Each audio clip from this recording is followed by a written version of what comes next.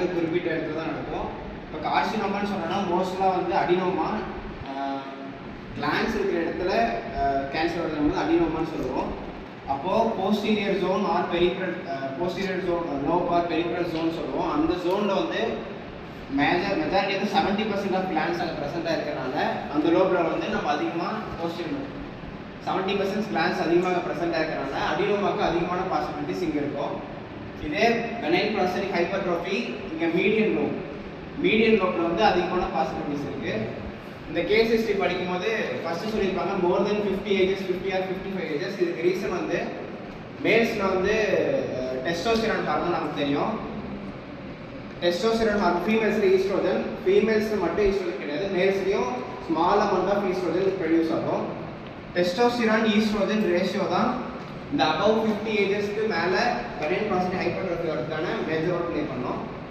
இப்போ டெஸ்டோஸ்டிரான் 50 ஏஜஸ்க்கு அப்புறம் டெஸ்டோஸ்டிரான் லெவல் குறைஞ்சிடும், ஈஸ்ட்ரோஜன் மினிமலாக தான் இருக்கும்.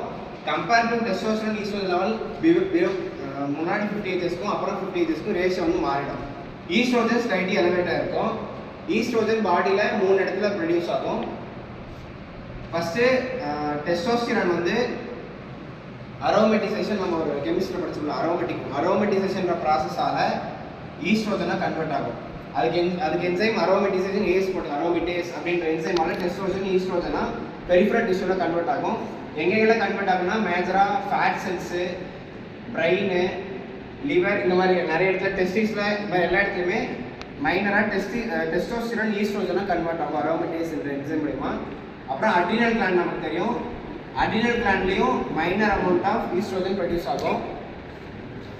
அப்புறம் இன்னொரு இடம் வந்து டெஸ்டிக்ஸ் இருக்குல்ல, டெஸ்டிஸில் லீடிங் செல்ஸ் நமக்கு தெரியல, லீடிங் செல்ஸ் வந்து எஸ்ட்ரடையால் அப்படின்ற ஈஸ்ட்ரோஜன் மாதிரி ஈஸ்ட்ரோஜனை இருக்கிற மாதிரி ஒரு ப்ராடக்ட், அதாவது எஸ்ட்ரடையால்ன்றது 2 ஈஸ்ட்ரோஜன் சிமிலராக இருக்கும். அந்த மாதிரி ஒரு சப்ஸ்டன்ஸை டெஸ்டிஸும் இந்த மாதிரி 3 சோர்ஸ்லேருந்து நமக்கு ஈஸ்ட்ரோஜன் ப்ரொடியூஸ் ஆகும்.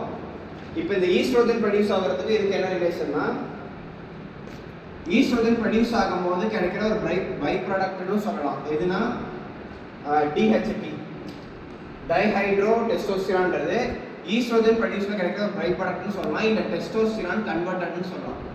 இந்த மாதிரி 2 ப்ராசஸில் நமக்கு வந்து இந்த டைஹைட்ரோ டெஸ்டோஸ்டிரானோட லெவல் வந்து இன்க்ரீஸ் ஆகும் எப்போனா 50 ஏஜஸ்க்கு மேலே. அப்போ ஈஸ்ட்ரோஜன் அதிகமானால் நமக்கு இதுவும் அதிகமாகும். இதோட காம்ப்ளிகேஷன் முன்னாடி சொன்னாங்க. ஸோ இதுக்கான ட்ரீட்மெண்ட் நம்ம வந்து ஆல்ஃபா பிளாக்கர்ஸ் வந்து 5 ஆல்ஃபா ரிடக்டேஸ் இன்ஹிபிட்டர்ஸ், அதில் ஒரு ட்ரக் வந்து டிரான்சிக்ளோசின் அப்படின்னு சொன்னாங்கல்ல, அப்போ அதுக்கு இன்னும் 2 ட்ரக்கு சிலிடோசின், ஆல்ஃபுலோசின், இந்த இதுவும் சிமிலர் தான். ஸோ ஆல்ஃபா பிளாக்கர்ஸ் யூஸ் பண்ணுற மூலமா ஸ்மூத் மசில் வந்து ரிலாக்ஸ் பண்ண முடியும். ஸோ யூரினோட ஃப்ளோ வந்து கொஞ்சம் இன்க்ரீஸ் ஆகும். 5 ஆல்ஃபா ரிடக்டேஸ் அவன் சொன்ன மாதிரி டெஸ்டோஸ்டிரான் வந்து டிடிஎஸ் கன்வெர்ட் ஆகிறத பிளாக் பண்ண முடியும். இப்போ நார்மலாக டயக்னோசிஸ் ஃபஸ்ட்டு அவங்க வந்தோடனே டிஜிட்டல் ரெக்டல் எக்ஸாமினேஷன் சொன்னாங்க. இப்போ நார்மல் பாடியில் ஃபஸ்ட்டு யூரினரி பிளாடர் இருக்கும், யூரிட்டர் இருக்குது, இங்கே ப்ராஸ்டேட் இருக்குது, நமக்கு போஸ்டீரியர் ரெக்டம் இருக்குது. ரெக்டமோட ஆன்டீரியர் சர்ஃபேஸில் நம்ம எக்ஸாமின் பண்ணும்போது ப்ராஸ்டேட்டை அப்ரோச் பண்ண முடியும். ப்ராஸ்டேட்டில் அப்ரோச் பண்ணுற இடம் இப்போ நான் இங்கே சொன்ன மாதிரி இங்கே போஸ்டீரியராக எஜாகுலேட் டக்ட் இருக்கும், இங்கே போஸ்டீரியர் லோப். இப்போது போஸ்டீரியர் லோபில் கேன்சர் வருது, கார்சினோமா வருதுன்னா போஸ்டீரியர் லோபோட எல்லா இதுவும் அதிகமாகிடும். அப்போது இந்த இடத்துல இருக்கிற sphincter internal urethral sphincter, internal urethral sphincter இங்கே இருக்குது. 3 லோப்ஸ் இப்படி இமேஜின் பண்ணால் நம்ம நார்மலாக ரெக்டல் எக்ஸாமின் பண்ணும்போது போஸ்டீரியர் லோபை ஃபீல் பண்ண முடியும், மீடியன் லோபை ஃபீல் பண்ண முடியும், இதுக்கு சென்டர் இருக்கிற க்ரூவை ஃபீல் பண்ண முடியும். ஆனால் என்லார்ஜ்மெண்ட் ஆஃப் போஸ்டீரியர் லோப் ஆச்சுன்னா மீடியன் லோப் மேலே போயிடும், ஏன்னா கீழே போஸ்டீரியர் லோபோட என்லார்ஜ்மெண்ட் இருக்கும். அப்போ நம்மளால் பின்னாடி ஃபீல் பண்ணும்போது போஸ்டீரியர் லோபுக்கும் மீடியன் லோபுக்கும் க்ரூவை ஃபீல் பண்ண முடியாது. இது ஒரு கிளினிக்கல் சிக்னிஃபிகன்ஸ் சொல்லலாம், அந்த ஃபீலிங்கில் சொல்லிடலாம். ஃபர்ஸ்ட் சொன்ன மாதிரி இது வந்து ஸ்மூத் சர்ஃபேஸ் இருக்கும், ஆனால் ப்ராஸ்டேட்டிக் கேன்சர் வரும்போது நமக்கு ஹார்ட் ஆகிடும், ஏசிமெட்ரிக்கலாக இருக்கும். இதே இன்ஃப்ளமேஷன் ஆகுது அப்படின்னா ஸ்வாலோ நம்ம டெஸ்ட் பண்ணும்போது லிக்விட் ஃபீலாக ஸ்வாலோவெல்லாம் ஃபீல் பண்ண முடியும், பெயின் சென்சேஷன் இருக்கும்.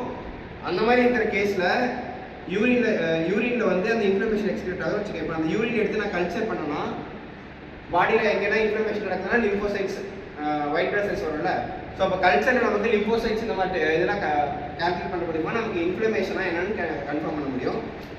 அப்புறம் டிஜிட்டல் ரெக்டல் எக்ஸாமினேஷன் சொன்னேன். அப்புறம் பிஎஸ்ஏ பற்றி டீட்டெயிலாக சொல்லிட்டேன். 4 நானோகிராம் கம்மியாக இருக்கணும். இதோட அளவு வச்சு நம்ம இதை 3 டிஃபரன்ஷியேட் பண்ண முடியும். அடுத்து இமேஜிங் டெஸ்டிங், எம்ஆர்ஐ,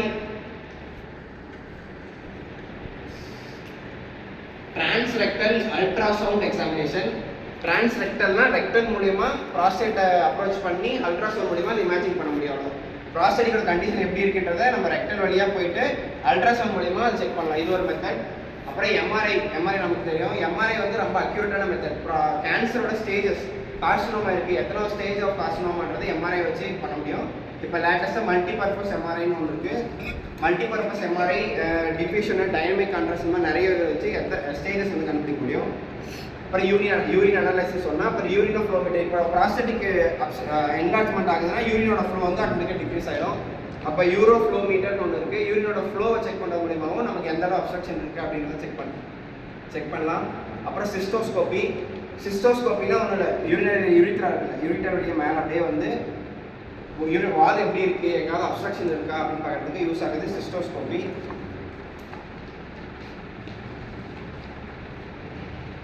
அப்புறம் பயாப்சினா ஒன்றும் இல்லை, ப்ராஸ்டேட்லேருந்து ஒரு சின்ன பஸ்ல எடுத்து நம்ம எக்ஸாமின் பண்ணுறோம். அதுவும் நம்ம வந்து ரெக்டல் மூலியமாக எப்படி நிறையா அப்ரோச்சஸ் இருக்குது. இப்போ நம்ம கவரிங்ஸ் பார்த்தோன்னா ட்ரூ கவரிங், ஃபால்ஸ் கவரிங் இருக்குது. அவுட்டரில் இருக்கிறது வந்து ஃபால்ஸ் கவரிங், உள்ள இருக்கிறது ட்ரூ கேப்சூல், ஃபால்ஸ் கேப்சூல். வெளியே ஃபால்ஸு உள்ள ட்ரூ. ப்ராஸ்டேட்டிக் வீனஸ் ஃப்ளெக்ஸஸ் நடுவில் இருக்குது. இது ட்ரூ கவரிங் வந்து அதனுடைய கனெக்டிவிட்டிஸ் ரொம்ப அட்டரண்டாக இருக்கும். இப்போ நம்ம இந்த ப்ராஸ்டேட்டிக் பெனைன் ப்ராஸ்டேட் ஹைப்பர்ட்ரோஃபி வரும்போது ப்ராஸ்டெக்டிக்